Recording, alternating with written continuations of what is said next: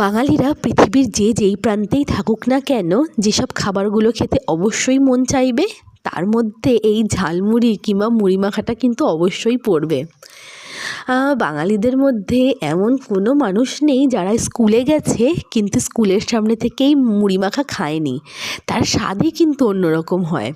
যাই হোক, জানো তো, আমি শুয়ে শুয়ে ভিডিও দেখছিলাম আর এই মুড়ি মাখার ভিডিও সামনে আসলো আর দেখে না আমারও খুব খেতে ইচ্ছে করলো, তাই আমিও একটু চটপট করে মেখে নিলাম।